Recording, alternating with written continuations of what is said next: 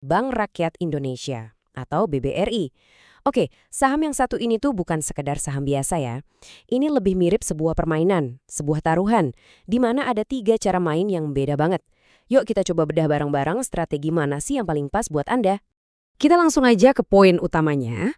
Coba bayangin, ada sebuah bank raksasa yang nawarin imbal hasil dividen sekitar 10%. Angka ini gede banget loh, bahkan bisa lebih gede dari bunga deposito yang Anda dapat.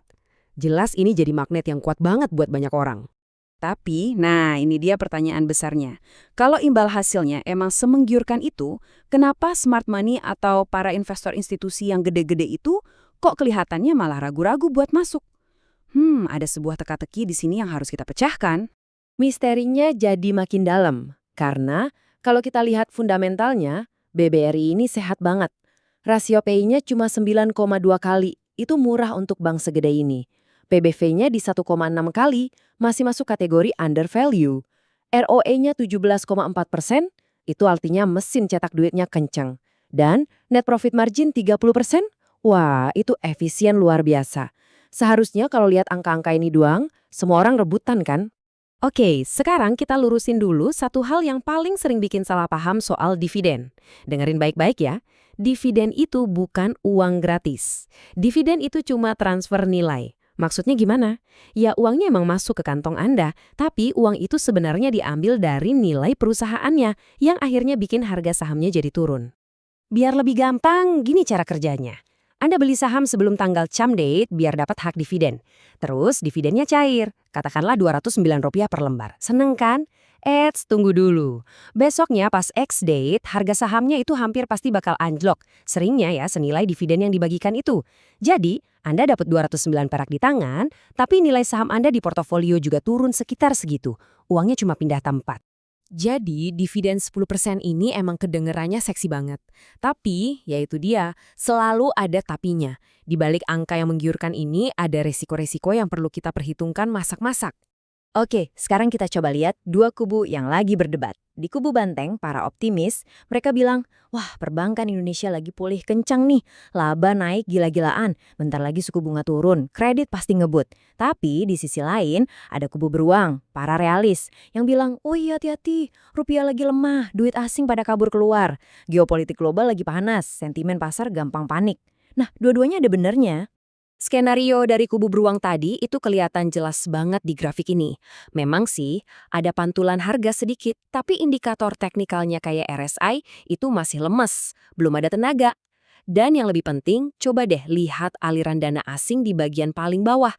Tipis banget kan? Ini buktinya apa kalau sentimen global emang lagi goyah. Fundamentalnya kuat, tapi sentimennya lemah. Terus, gimana dong kita menyikapi dilema ini? Jawabannya adalah nggak ada satu jawaban yang benar buat semua orang. Sama sekali nggak ada. Sebaliknya, ada tiga strategi yang berbeda untuk tiga tipe investor yang sama sekali berbeda. Yuk, kita kupas satu persatu. Pertama, kita punya sang trader. Mereka ini kita sebut aja predator jangka pendek. Fokus mereka itu bukan soal fundamental perusahaan buat 10 tahun ke depan, tapi murni soal pergerakan harga dalam waktu singkat. Filosofi seorang trader itu bisa dirangkum dalam satu kalimat ini. Anda memainkan momentumnya, bukan ceritanya. Mereka nggak terlalu peduli sama prospek jangka panjang BBRI. Yang penting adalah pergerakan harga hari ini, minggu ini, bisa kasih cuan atau enggak. Titik. Cara mainnya begini. Tujuan utamanya cuma satu. Cari untung dari kenaikan harga yang sering banget terjadi menjelang bagi-bagi dividen. Jadi mereka masuk pas harga mulai rame dan langsung keluar pas sebelum atau tepat di hari X-date. Tujuannya tentu aja buat ngehindarin harga yang anjlok. Risikonya jelas banget.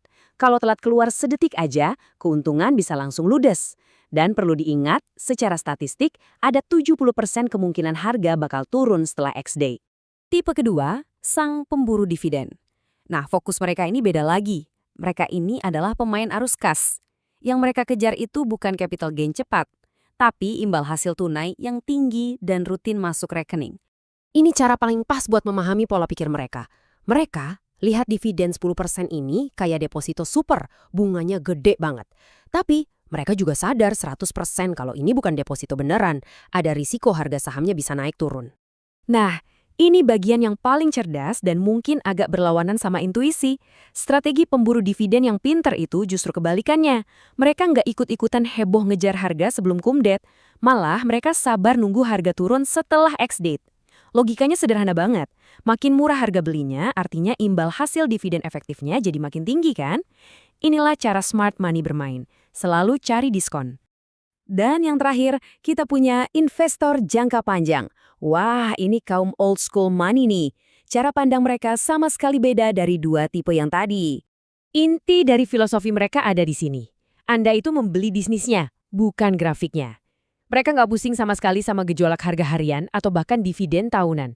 Yang mereka beli adalah sebuah kepemilikan di sebuah bisnis yang berkualitas. Buat mereka, BBRI itu menarik bukan cuma karena dividennya, tapi karena bisnis intinya.